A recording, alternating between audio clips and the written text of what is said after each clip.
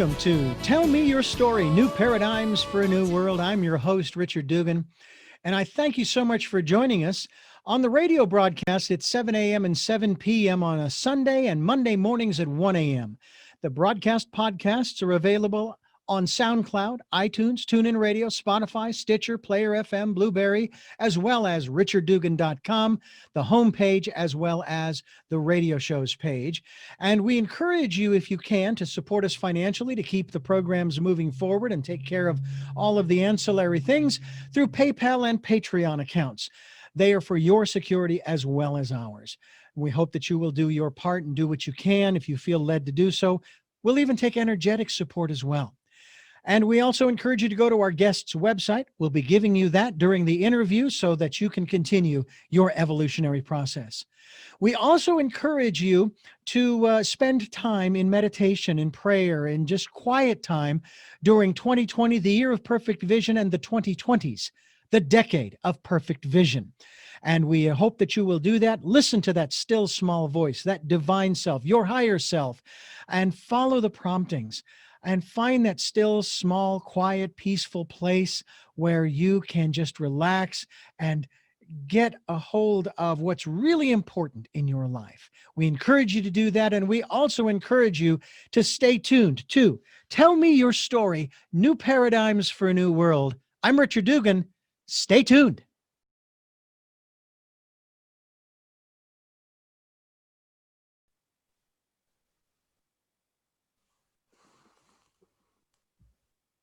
Tell me your stories, I'll do my best to understand you. And welcome to Tell Me Your Story, New Paradigms for a New World. I'm Richard Dugan, your host.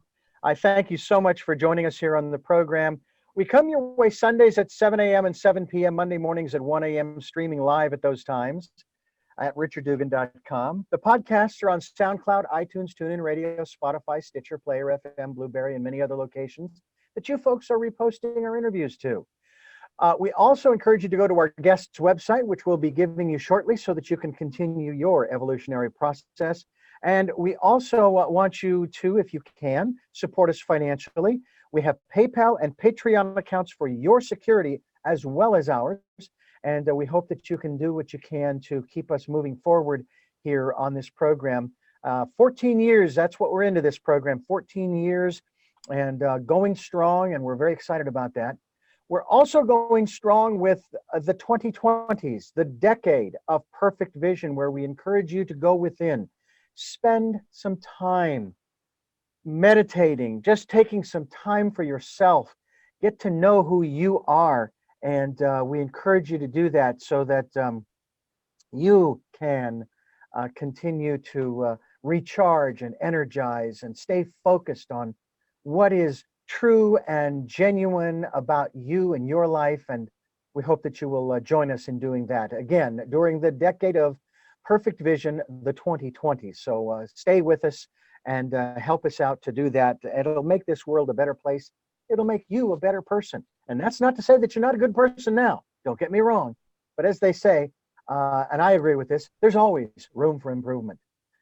We're going to talk today about some serious improvement in an area that is extremely important to all of us, because they say that if you don't have this, you don't have anything. If you don't have your health, you don't have anything.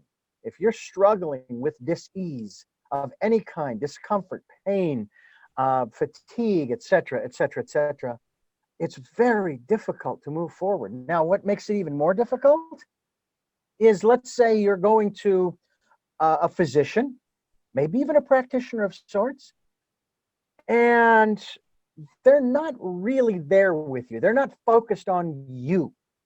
They're more interested in getting through as many patients as they can, or clients, depending upon how they phrase it. And they don't really take a genuine interest in what's happening to you to help you through, even if it's orthodox traditional medicine. You know, you sit there and you wait in the waiting room, and then you go into the examining room and you wait there, and you wait and you wait and you wait. Finally, the doctor comes in, they're with you for 5 minutes and then gone.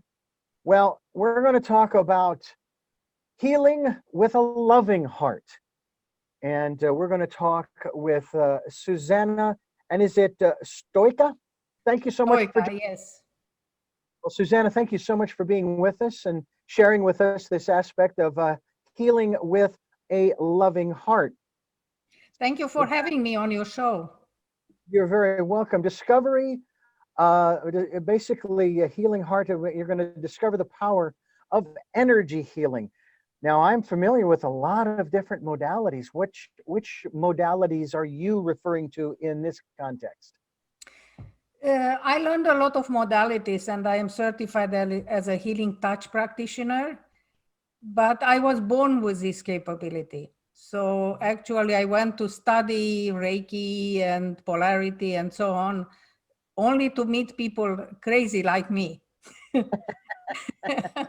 As you know, it's not easy to be a healer because many people think, especially when I started nearly 40 years ago to go public with it, uh, they looked at you like you were a little bit off your rocker. And given the fact that I was working in developing advanced technologies, computer technologies, it was kind of not so good to tell people about being a healer. But Well, yeah, go ahead. But today is much better. I can find in any audience somebody who knows about what's healing. And they will ask me exactly the question which you asked, which modality you are using. I have Mhm. to say that it doesn't matter. It's only what is the order in which you attack the changes in your energy field. So it doesn't matter what. Okay. And I would absolutely agree with you on that, that it really does not matter, because if you are someone who is wanting to help others, this is kind of how I view it, you become a conduit of that energy, but at the same time, even the conduit receives from that energy flow, which is really kind of nice. It's like you benefit even as you are conduiting, if that's a word, the energy to the person who is in need. Yes, absolutely. You benefit because you see that you help somebody and you see somebody smiling again, as I explained to people. That's my biggest reward. But Hmm. also because when you are working with somebody, you are directing the energy using your own body. Yeah. And that's why it's very, very important for a healer to be a clean conduit, which means absolutely non-judgmental, totally focused on the person you are working with, and you can't play around with using your power play with this energy, because then you are not an efficient healer. You have to really have the focus of helping others, and only that focus. That makes sense. I know that as a Reiki master myself, I was taught that all I am to do is send the energy to this person, whether they're their person at present or if it's an absentee, and let them decide what they're going to do with the energy. And I've shared, Absolutely. and I've Absolutely. You shared, are not, the healer is not responsible for what happens. As long as you know that you are a clear channel and you have the focus which the person asked you to have, Mhm. what happens in the person's body depends on if they really want to get well, because you will find to one surprise that not many people want really to get well. Some are healing junkies and they will jump from one healer to the next, or they are emotionally not prepared to get well, because sometimes there is a deep emotional trauma that keeps them in a certain place, and you have to deal with that emotional part before the person can really get well. Well, it's interesting that you bring that up because when I was working for a Christian station back in the 80s and early 90s, we would have these live prayer programs where you would encourage people to call in and ask for prayer. Well, these prayer programs went on for years. And I noticed that a lot of the same people were calling in for their healing. And it took me a long time to finally grasp the reason why they were calling in for the same thing over and over and over again. And it's like, well, wait a minute, why haven't you healed? Or why hasn't there been some change? You know, you're still asking for the same thing. And then it dawned on me that you talked about emotionally ready. Well, my observation was, and is to this day, what they needed was that connection. Maybe they were living alone and they didn't have much interaction with people. So this prayer program served them in that capacity. It said to them, Absolutely. oh, there's somebody out there who cares, who is willing to pray for me, you know, and so on and so forth. And so I realized that, okay, then that's what their need is. And so they're prayed for and they get that need met for that time. And then they'll call again in a week or two or three or what have you. So another story that my mother and father shared with me, my present wife and I, who are Reiki masters, we wanted to send an absentee healing to my dad's brother who had been diagnosed with cancer. And so they gave us a photograph and we took it home and we did the absentee healing. And about, oh, I don't know, maybe it was a month or two later after his passing, they told us this story. And it's a very brief one where shortly after we had informed them when we had done this, they said shortly after you had sent that absentee healing, his brother, he got very angry, threw his medications across the room against the wall, got into his wheelchair and wheeled across the compound where he and his family lived, like maybe more like a ranch, and went into the house where his son lived. And apparently they had a time of closure. And shortly after that, he passed. So that's what he wanted to do with the energy. Yes, And yeah, so, he needed that closure so it in seems to order me to we be need to able to redefine, pass. right. We need to redefine the word healing. Exactly, because some people Define it for us. healing means passing peacefully. Mm-hmm. And I had a similar story with somebody who I met, kind of a mentor of mine. And she was a nurse, and everybody was surprised that wherever she worked, patients got well. And she was known for it. And she lived a very long life. And one day I get a call from the person who introduced us, and she says, you know, she is non-responsive, but she's very angry and she cannot pass. So immediately I took my car, I took a day off, and I drove down about 4 hours south of here. Mm-hmm. And when I got there, I realized that the problem was that none of her sons came to visit her. Oh. And the reason was that they were angry with her because she refused to live with either of the sons because she wanted to stay independent.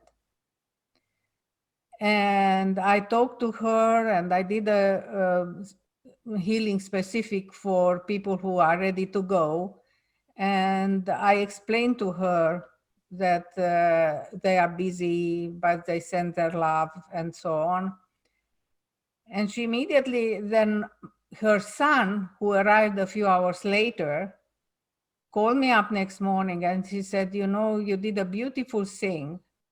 I came and my mom woke up, smiled, closed her eyes, and passed. Mm. So healing means healing emotionally from something. Actually, one of the biggest surprises of my healing practice was that I thought emotions maybe have a 5% influence on our health. Now I am convinced that some illnesses, like fibromyalgia, are 100% emotional. And I know because I cured myself of fibromyalgia. But cancer, for example, is very high percentage of it is emotional. If you find the key, the emotional key to the cancer, why they got sick, what is the terrible things that happened in their lives that they cannot forgive, and you get the forgiveness, cancer really disappears. Well, I didn't think I would ever in my lifetime be associated with anybody who had cancer until my present wife developed a rare form of cancer in 2001. And it was something that I had never expected, and of course neither did she, obviously. Of But course. we went through it. She's made it through it. She's been free and clear of it for almost 20 years. And Thank God. and then we even began to speculate whether or not there was really cancer there in the first place because of some of the other things that we started to speculate about. But I think that was a situation where we had to let all of that go because that was really not relevant. The fact of the matter was we got through it. We're here, we're now, et cetera, and it's just, it's one of those things where you just have to get to a point where this is what is, and this is what I have to deal with, and that's what I need to focus on. If a person comes to you and is seeking quote unquote healing, and again, as I said, we kind of need to I don't know, redefine the word or use a different word, because it seems to me that really what we're looking for is maybe we're looking for peace, because with dis-ease there isn't peace, there isn't calm, there isn't tranquility, if you will, which is part of what we've encouraged people to do in terms of, as you heard me say at the front end of the program, talk about going within. Yes. Spending time, finding that peaceful, calm space. And it seems to me that that's really what we're looking for in whatever the situation is. And I'm wondering too, if you only deal with individuals who have a physio or biological, emotional, mental, and so forth condition, or because I've been taught through the Reiki training that you can actually use that energy for situations in your life. Absolutely. When I go in the energy field, I can see emotions which are stuck in the field, and I can remove them. It's very easy. Once you find them, you can, as you know, you can correct them. Mm-hmm. And it can be something that happened a week ago, several years ago, or even in a past life, which was really surprising for me. But sometimes people get healed only after I find a past life problem. And the most extreme case was of a lady who I needed to go through 8 past lives. Wow. She came to me with a very bad case of asthma. She couldn't lie down at night because she would choke. And luckily she had enough money that she had a whole hospital basically set up in her home. So if she got into a crisis, she was able to be taken care of. She had a nurse all the time.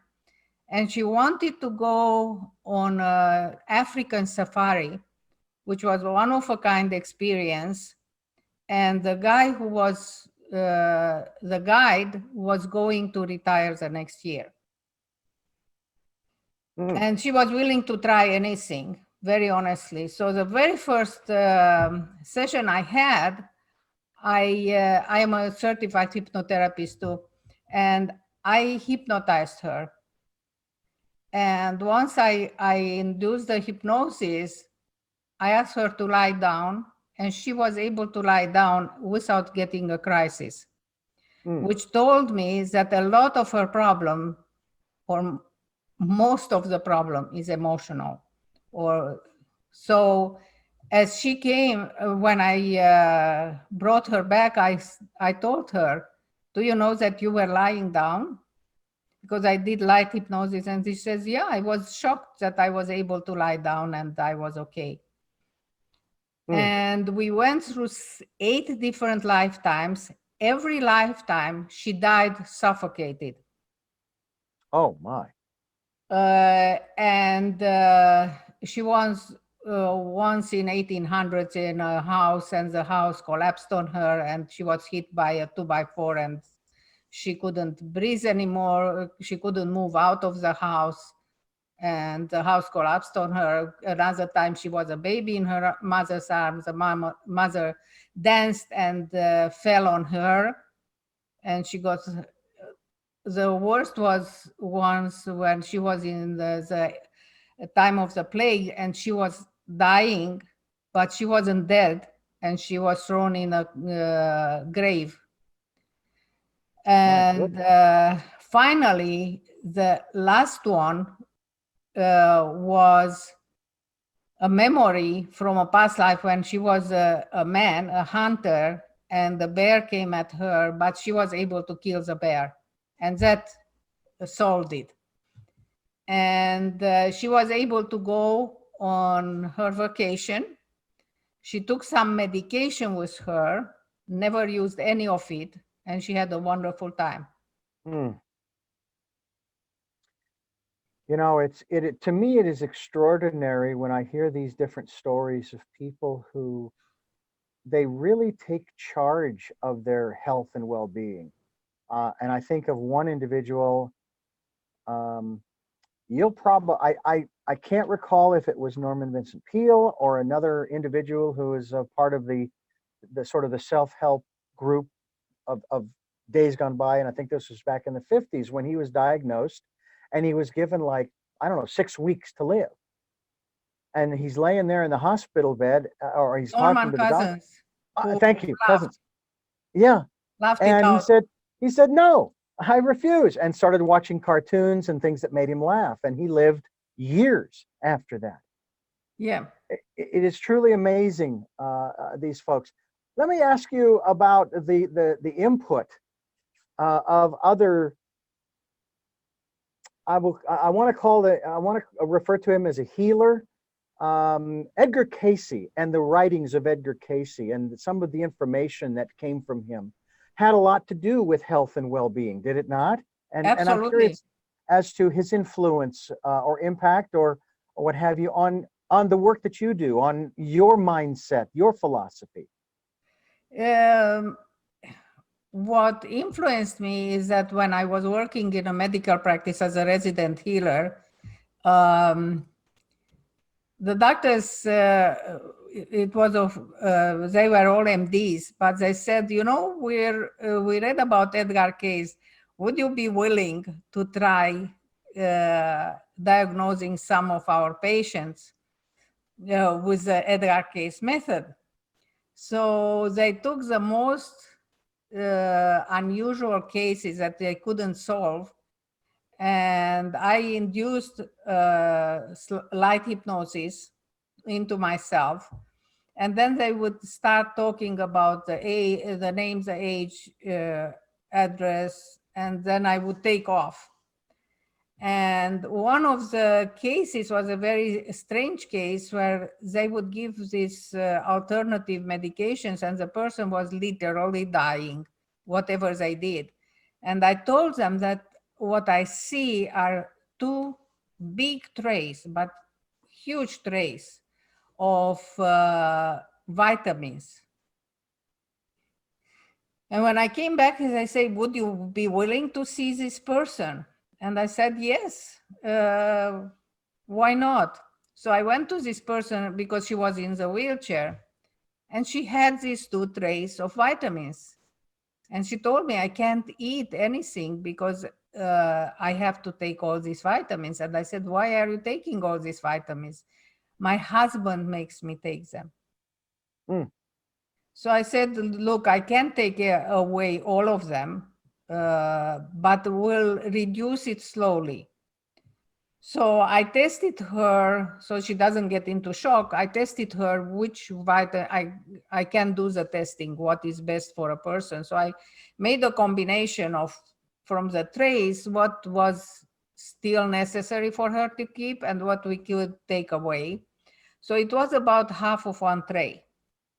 Mm-hmm. When I came next time, the tray was full again. I said, why did you put back the vitamins and supplements? She said, I didn't. My husband bought new ones.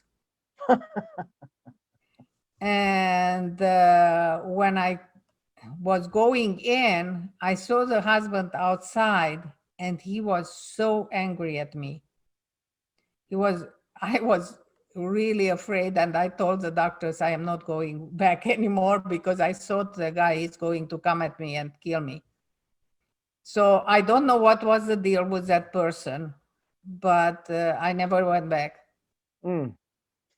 Do you find resistance from family members sometimes, especially those who don't share the mindset of the person whom you are facilitating, and basically they want to stick with orthodox traditional medicine? And again, we're not castigating orthodox traditional medicine; it has its place. But do you find yourself sometimes where you're in a situation like that, that you've got people that This was just one of the kind. Usually, I don't find myself in such situations.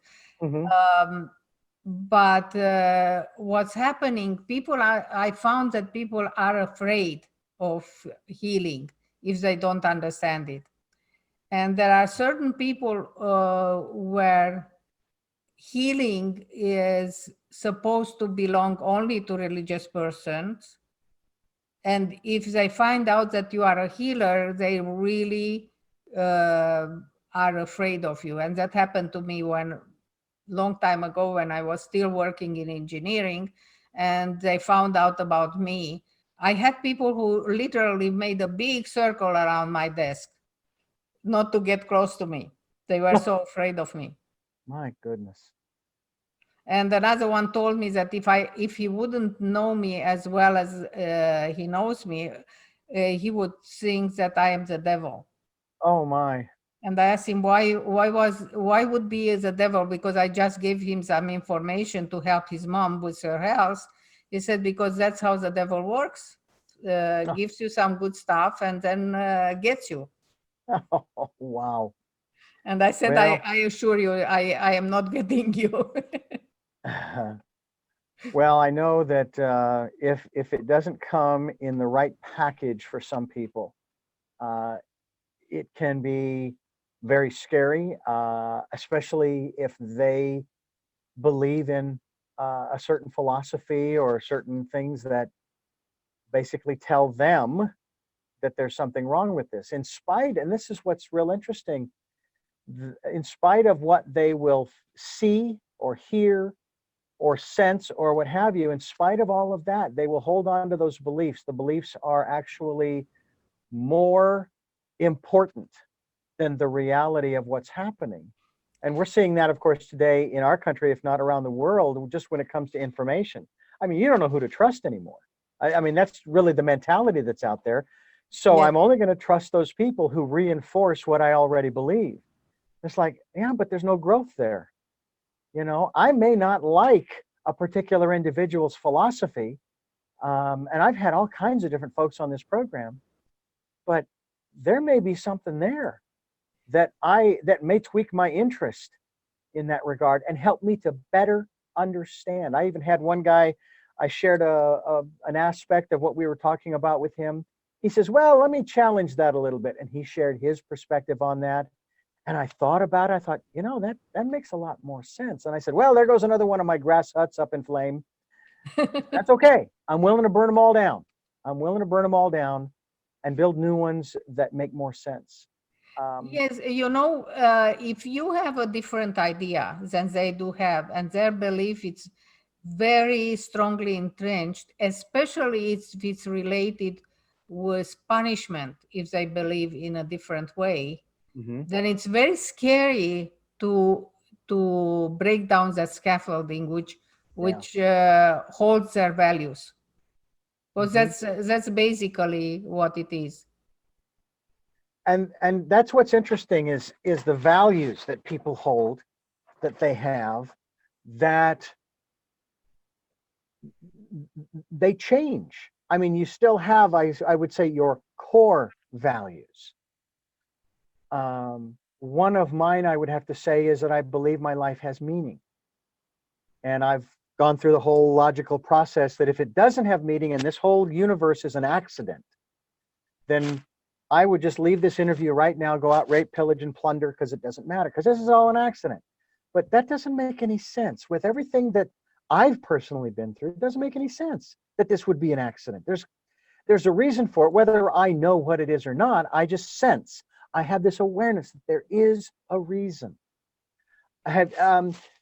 Is that where you come from too? That and again, as you said before, you don't pass any judgment when you're sharing the energy, when you're, shall we say, administering the energy. But when you're not doing that, do you ever get caught up in that, or have you really developed that mindset that holds on to the core of there is no judgment here, period? I am not non-judgmental all the time. It's I worked for much too long. I never was really judgmental, but it's a different, even a deeper version of it because of the years of working.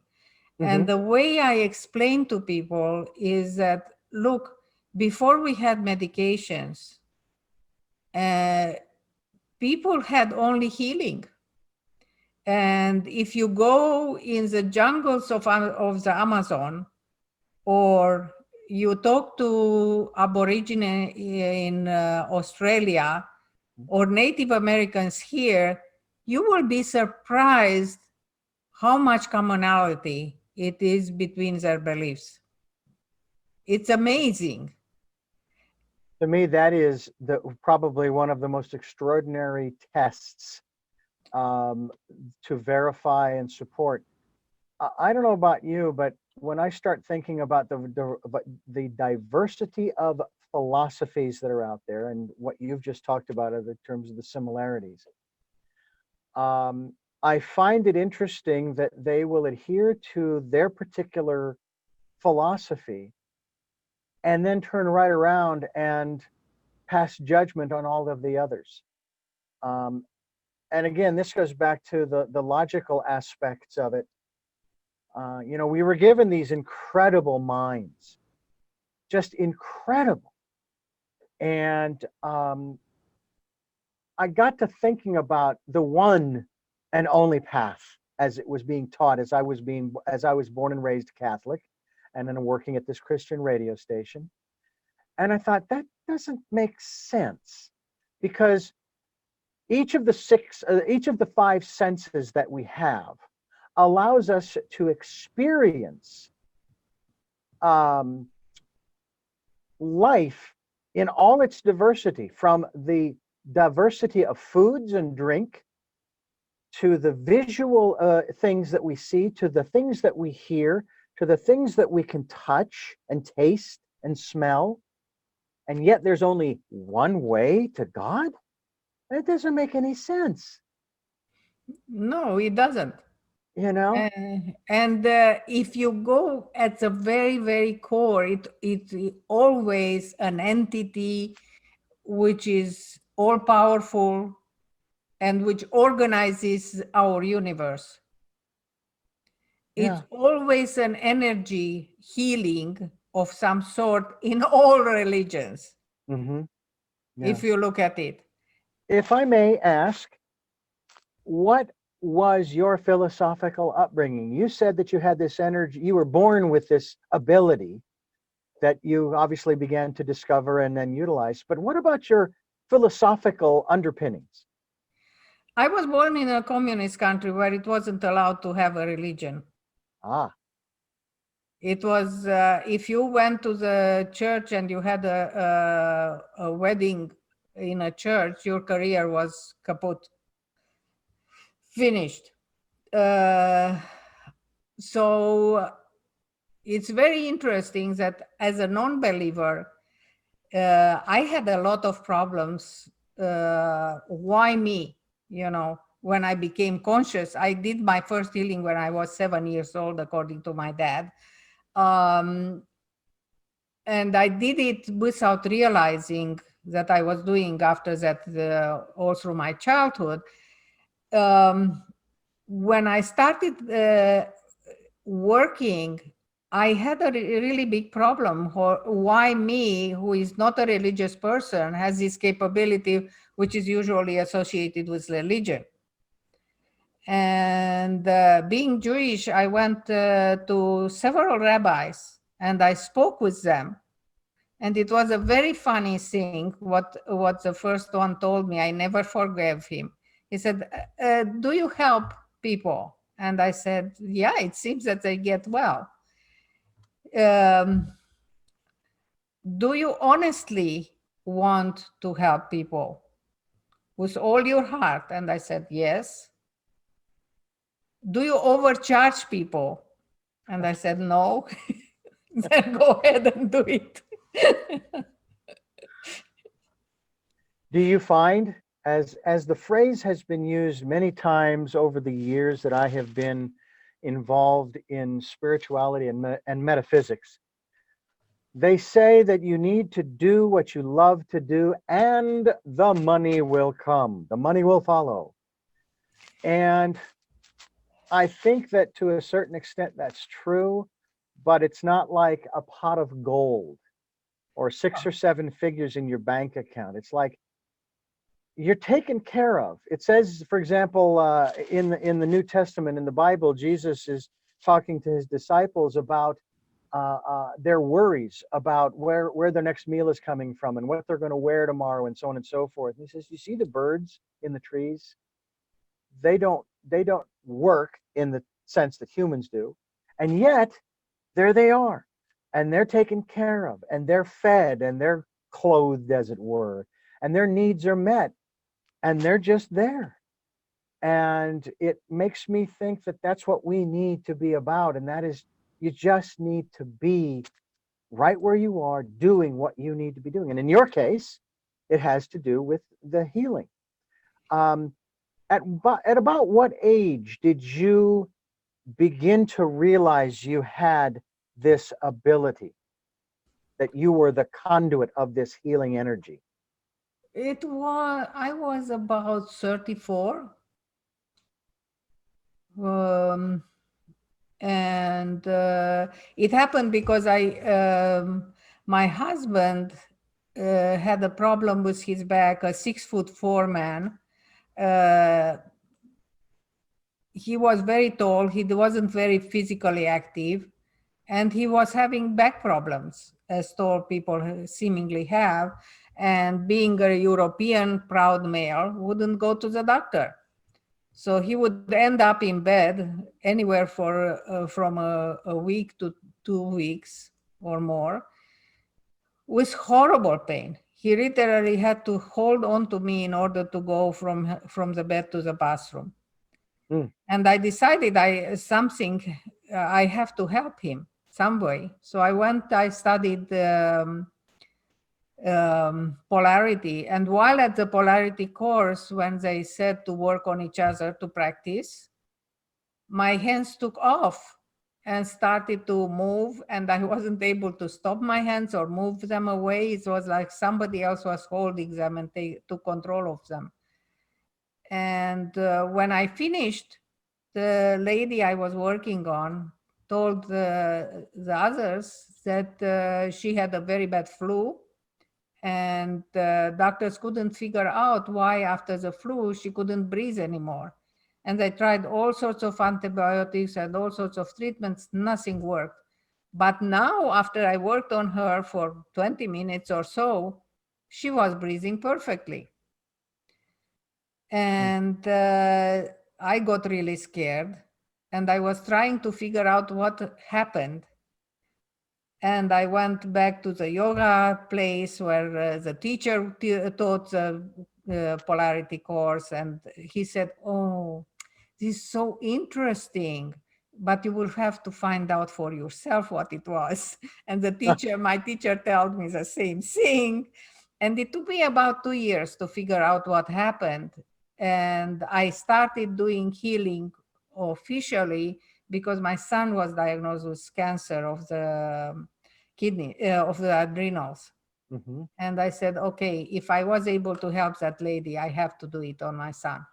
Mm-hmm. And true enough, to his doctor's shock, his urine test had adrenal output 100 times more than normal, and it was completely normal after I worked on him for a week. And the doctor was saying, "This doesn't happen. I sent it out to 2 labs. This doesn't happen." Finally, I told him, "I am sorry, I have to tell you." So he never forgot me. Actually, I referred to him. He was in Minnesota. That's where we lived at the time. And then later, many years later, I sent him a patient who was living in Minnesota and I was living here in Detroit. And he still remembered me. Mm. Yeah. So let me ask you, going back to my example of one of my uncles, my father's brother. What if the energy that your son took in from your healing work had gone the other way, and he said he had, and this would have been your son's decision to say, you know what, I'm not going to fight it. I don't think it's the time. From my experience as a healer, I think the time of passing, it's not as much as a person's decision as it is a God's decision. Okay. And as a healer, because I worked with people who were ready to pass, but they wanted really, some relative wanted very much to still be able to see them. And I was able to delay it, but it never for too long. And I know that's tough, a tough one to even contemplate, in terms of knowing that the best I can do is give them the energy to do with as they wish, instead of, I'm going to heal you, I'm going to fix you. And of course, we men, that's what we do, that we want to fix. Yeah, And sometimes the fix isn't what you think it is, and so we almost have to let go of expectations. absolutely. And we have to recognize, actually, my polarity teacher said it very nicely. Imagine yourself like a flute. You are a flute with a beautiful sound, but you are only a flute, and the energy goes through you. It doesn't change you. Mm-hmm. So you are just this conduit for the energy. What you shouldn't be attached, because if you are attached to the outcome, then you are stressed while you are working. So you don't have your best work. That's a good point. That's a good point. And that would be true with anything that we're doing, period, but especially if you're doing energy work, because then you run the risk of blocking the flow. Yep. And you don't want it, you want it to flow freely through you. I had asked you earlier about, or made the comment about how, as the conduit, you receive benefits from that energy flow through you. Can you talk to us a little bit about how it has, and again, granted, You don't have any expectations. You're not healing this person or sharing this energy with this person for your benefit. But at the same time, you also know that you're going to. Can you share with us some experiences that you have had in that regard? Um, yeah, when you are, for example, if I have to have a session with somebody and I have a very bad headache, I can still do the session because as soon as I calm down, center before going to start the session, I am in a different vibration. I no longer feel anything, no headache. I am completely clear mentally, and I will be that way about half an hour after the session, and then I am back to myself. Mm. As a scientist, I ask myself, what is that? And I realize what's happening is that when a person is sick, energetically, his vibration goes down, which means less, vibrates slower.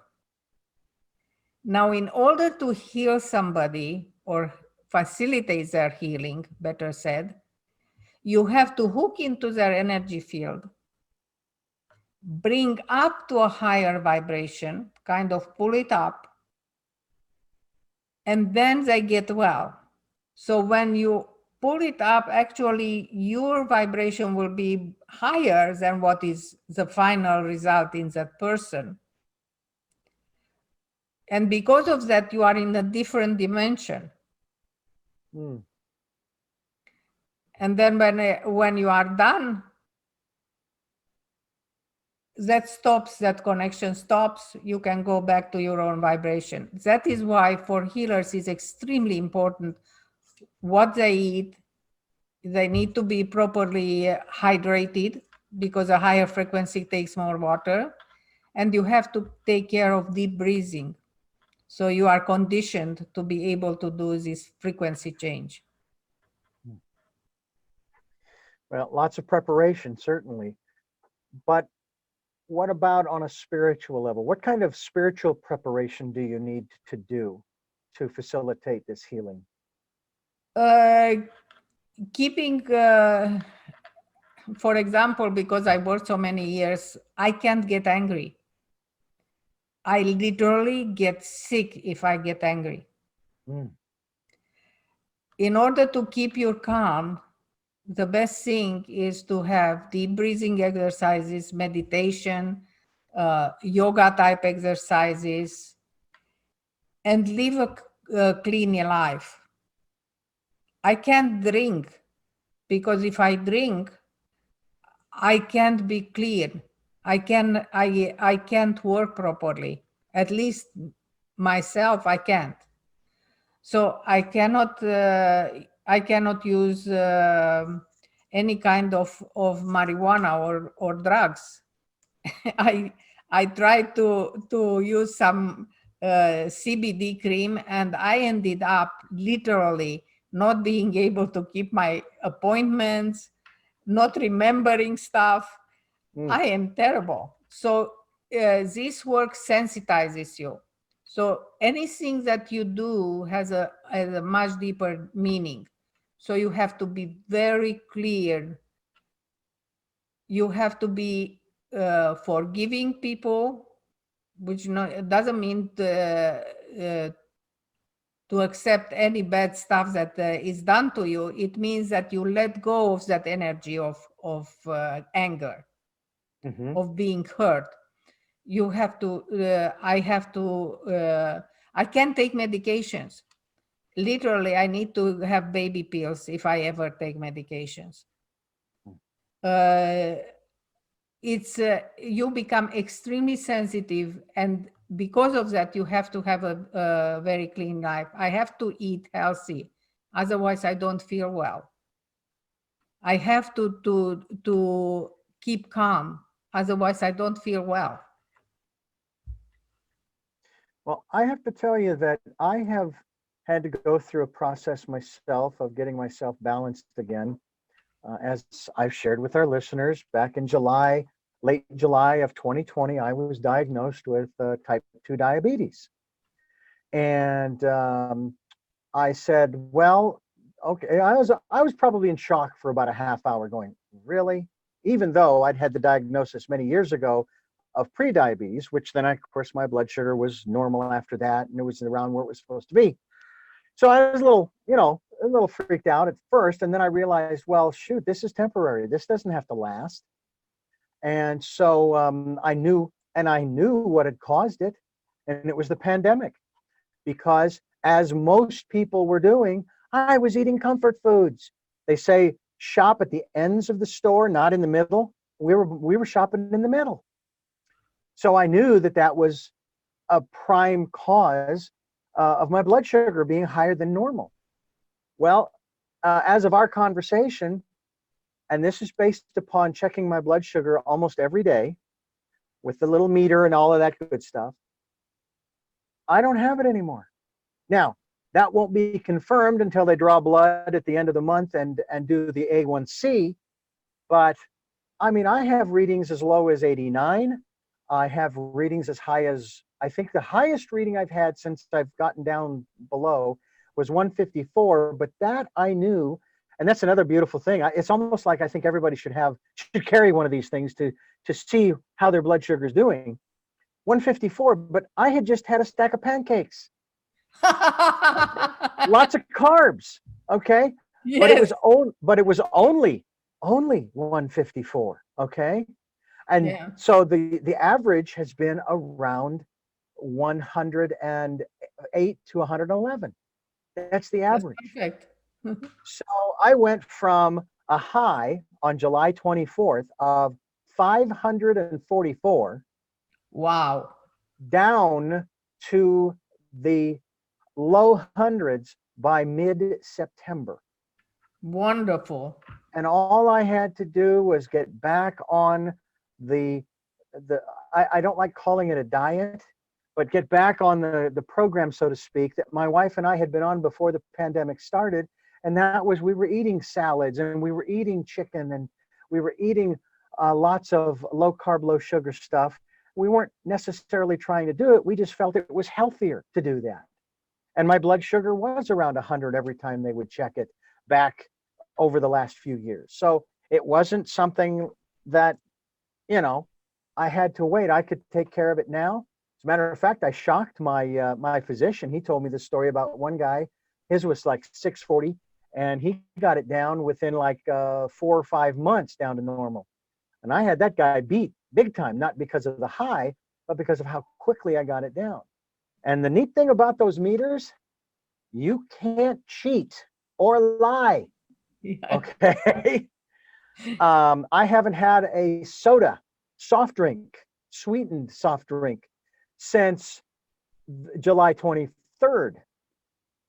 And I drink those flavored sparkling waters that have no calories, no sugar, no carbs.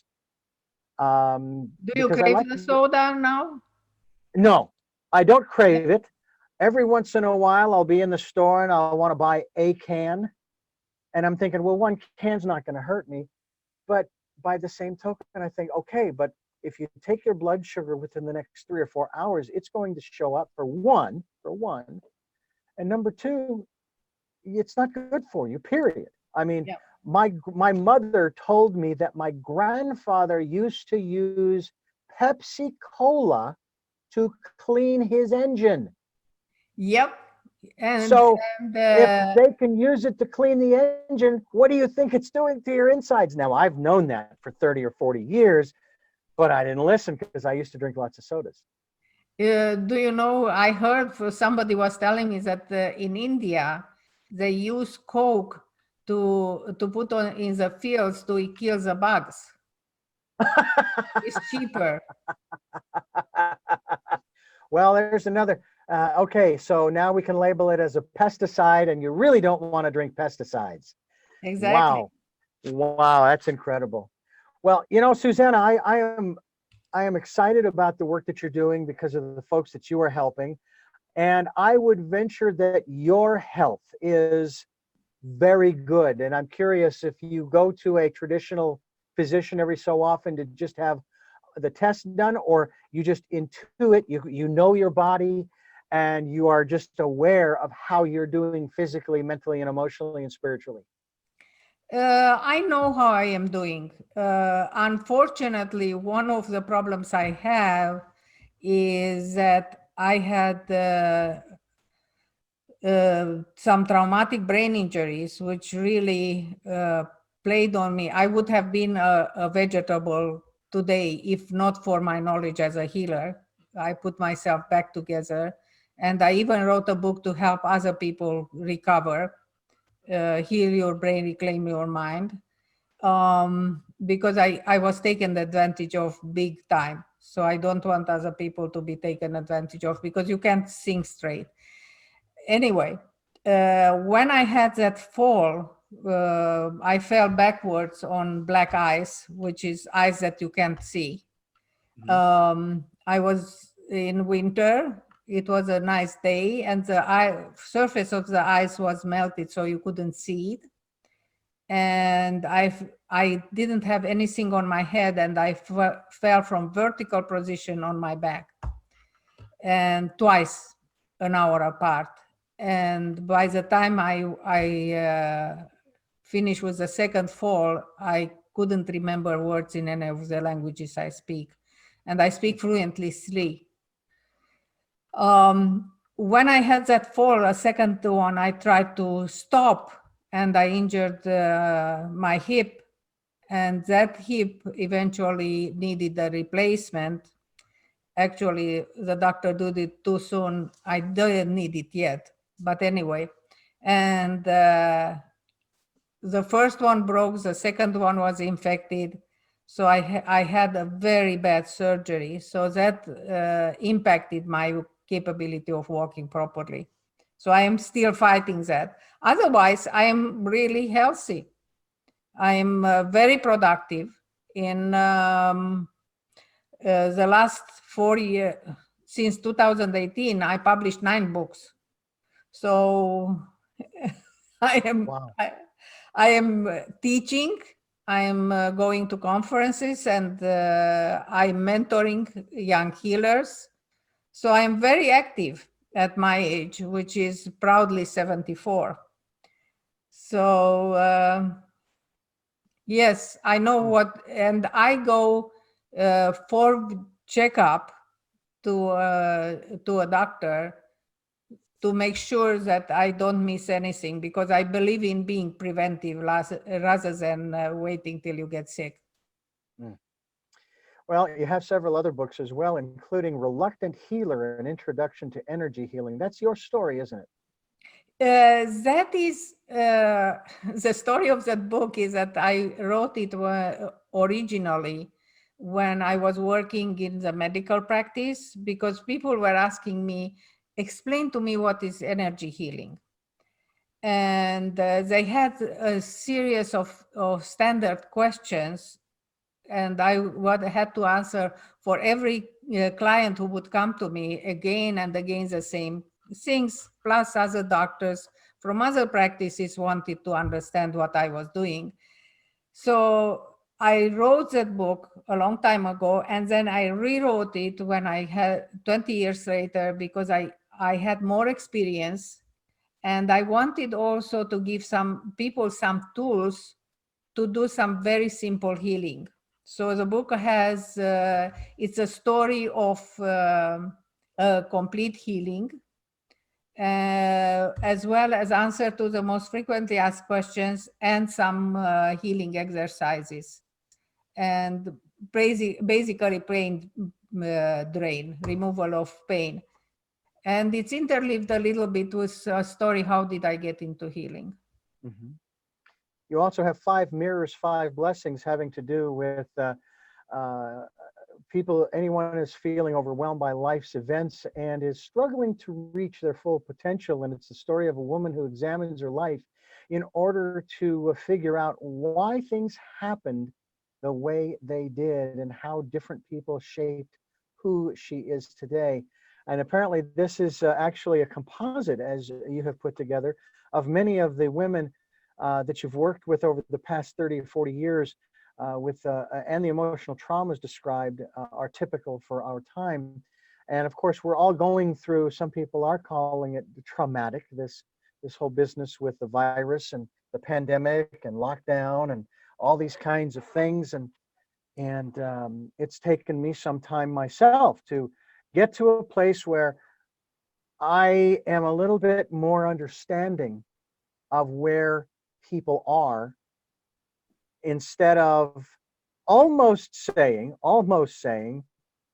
come on, get over it, put on your big boy and big girl pants, let's move forward, we've got work to do, we don't have time for you to sit here and wallow Complain. in the mud.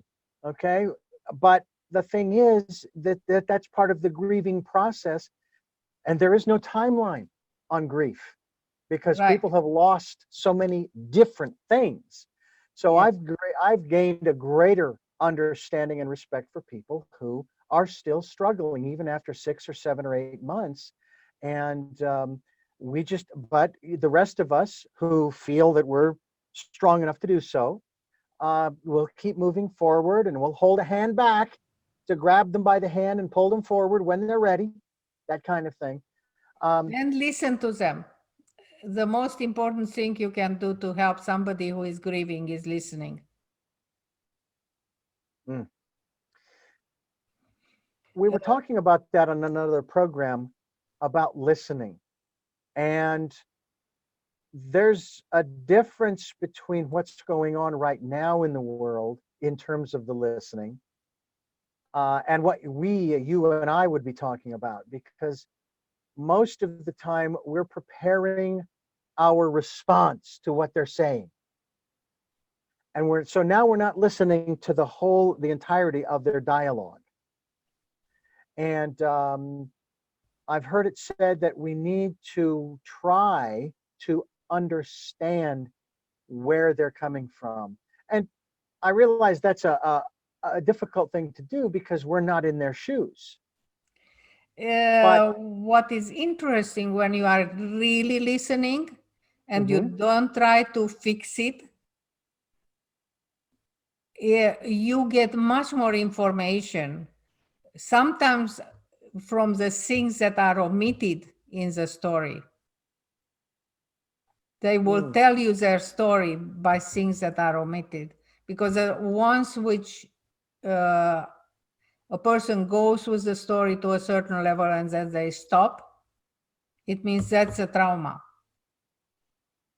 Mm. Okay, makes sense. We do need to listen.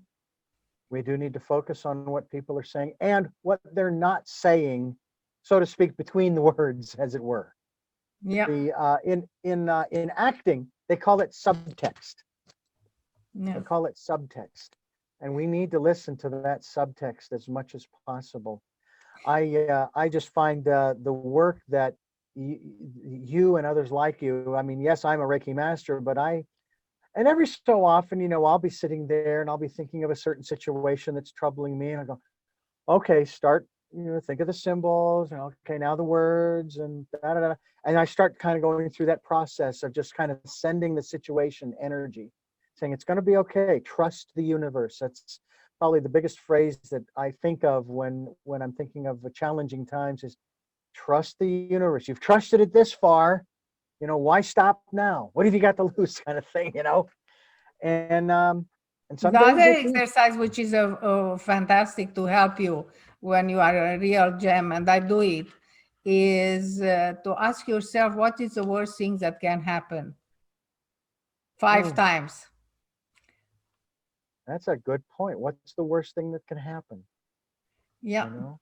And you, by the 5th time you ask it, you get to an absurd response usually. It's just, again, extraordinary what we are able to accomplish if we would but allow ourselves to accomplish it. Sometimes I'm sure you probably feel this way with many of the people that come to you, that, we tend to get in our own way, don't we? Yeah, the beauty of the work that I am doing is that I can remove the trauma without the person even realizing it. So I can change their story, which frees them up to be able to move forward with their lives. Healer, speaker, author, inventor, engineer, inventor. What have you invented? Talk to us about that before we wrap things up here. That's intriguing.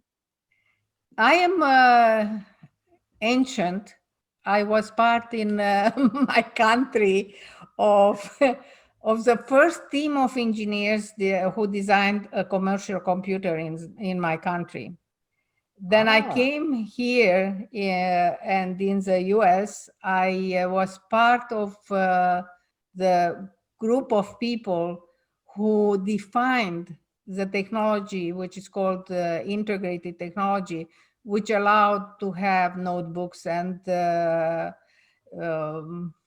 iPhones and all that. Wow. Actually, this is how it looks like. Oh my, that's a chip of sorts, right? That's a chip. And I defined how to design with it. How it's a very different way of designing when you have the chips.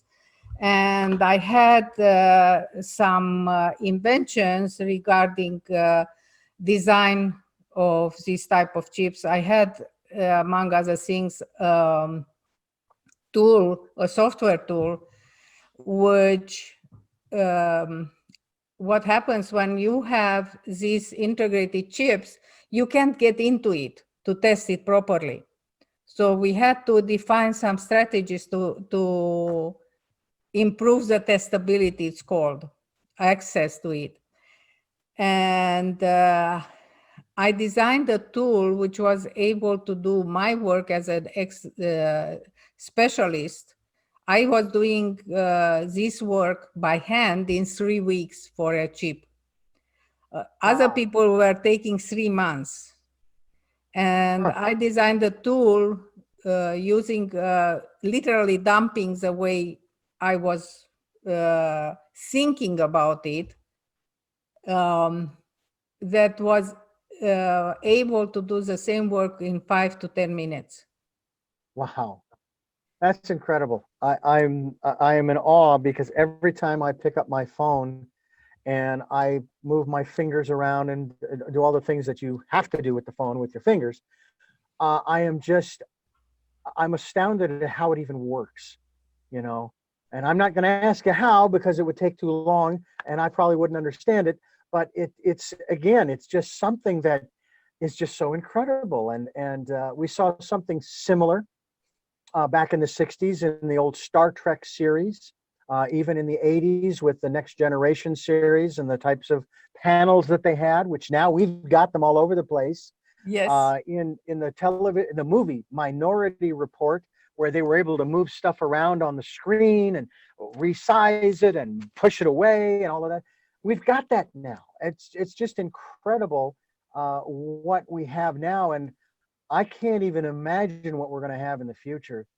But let me ask you this, especially in regard to healing. How does this technology help us in the realms of health and wellness, or have we taken it too far, or are we using it too much? Because it's like a hammer. A hammer in and of itself isn't dangerous or isn't harmful. It's how it's used and how much it's used. So is that your perspective, that the things that you have worked on, invented, and engineered, they're basically very benign, but it's the mindset of the person using them that can become malignant? It has a lot of advantages, but when we as human beings are using it the wrong way, for example, making a computer a babysitter instead of reading to our child, or we rely too much on machinery to define what's wrong with a person, which means the doctor doesn't have the time. And by the way, I understand the doctors very well why they keep you 5 minutes only in their office, because they are pushed by the insurance companies to do that. Mhm. They don't have a choice. Yeah. But I remember in my childhood, if I went to a doctor, he listened and knocked on my body around and listened to it. And he found more information about my body than all these tools. And for example, to make you understand, if if I look at somebody with brain injury, I can give you more accurate information than any MRI. But they wouldn't use healers to help Yeah. and help them in define. I tried as a healer specializing in brain injuries to offer my help for research, and they wouldn't take it. Wow. So this love, excessive love of technology, and relying exclusively on technology rather than using what is good from the past and integrating it into the new technology, it's a problem. It's a real problem, because I could use my knowledge as a healer and improve the existing tools. I want to thank you so much, Suzanne Stoica, for joining us. The website I want to send people to is stoica.com, where you can get more information. And that is spelled Stoica. Susanna Stoica, PhD. She's a healer, speaker, author, inventor, and engineer. What a remarkable career. Her books, one that we've been focused on today, Healing with a Loving Heart, Discover the Power of Energy Healing, as well as 5 Mirrors, 5 Blessings. And she has a series of cookbooks as well, bestsellers, Cooking After Brain Injury, Easy Cooking for Recovery, as well as one she's also mentioned to us, Heal Your Brain, Reclaim Your Life, and How to Recover and Thrive, as we have talked about a lot on this program, thrive after concussion. And Susanna, I want to thank you again for joining us. And I'm probably not the first, okay, but let me welcome you to the States and to what we're doing. Because I know, even though I know you've been here a long time, and Yeah. thank you so much for joining us here on Tell Me Your Story. We'd love to have you back to talk more about the work that you're doing. Thank you so much for having me on your show. I appreciate it.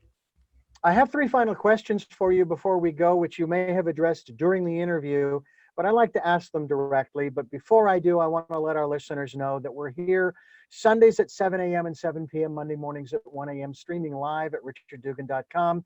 The podcasts are also on richarddugan.com, as well as SoundCloud, iTunes, TuneIn Radio, Spotify, Stitcher, Player FM, Blueberry, and many other outlets that you folks are reposting our web podcasts to. We're also on YouTube. We have these programs on video now, so you can watch. You can actually see and maybe indirectly, vicariously meet our guests. So you'll get a chance to meet Susanna Stoica here on Tell Me Your Story. And if you'd like to support the work we're doing, if it resonates with you, we would love to have you support us and be a part of the work that we are doing. And we have PayPal and Patreon accounts. We have links on the homepage and the missions page for your security as well as ours. And give whatever you can, send us whatever you can. We'd greatly appreciate it. Also want to remind you about the 2020s, the decade of perfect vision. Please take that time to go within, find that peaceful, calm, quiet, serene place. Get that intuition, that information, that guidance and inspiration that is available. Honestly, that is the best place that you're going to get it. But also go to our guest website. Again, it's stoica.com, Stoica.com. My first of 3 questions to you this afternoon or on this program today are, number 1, who is Susanna Stoica?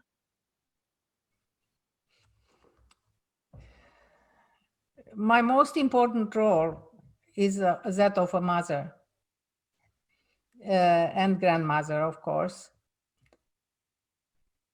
I happen to be a healer, and I studied to be an engineer. And I enjoy all aspects of my life. What is it that you hope to or want to achieve through the work that you're doing now? I want to help as many people as possible, teach them to take care and of their health, take responsibility for their health.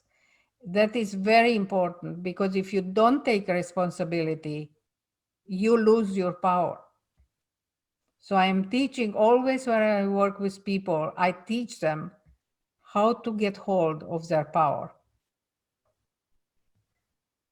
Finally, what is your life's purpose? From all what happened in my life, it's very interesting. I was guided to get to this point. My PhD thesis was in building computers with circuits that mimic the neural cells or the brain cells. The easiest thing to work with for me was helping people with brain injuries. So my purpose, I think, is to help people with brain injuries recover, but especially teach them how to be prepared for brain injuries, so they can be helped better by doctors. And also how to limit the effect of a brain injury if they get one, and how to recover, and also how to be a thriving old person with a clear brain. So that's basically my book, Heal Your Brain, Reclaim Your Life. Well, Susana, Stoica, thank you again for joining us here on the program. It's been a pleasure to not only meet you and talk with you, find out more about the work that you have been doing, as well as your part in the devices that we are using and need to get a little bit better control of. We can do that. We individually have the technology, and we can do that. And again, I thank you so much for joining us. Thank you.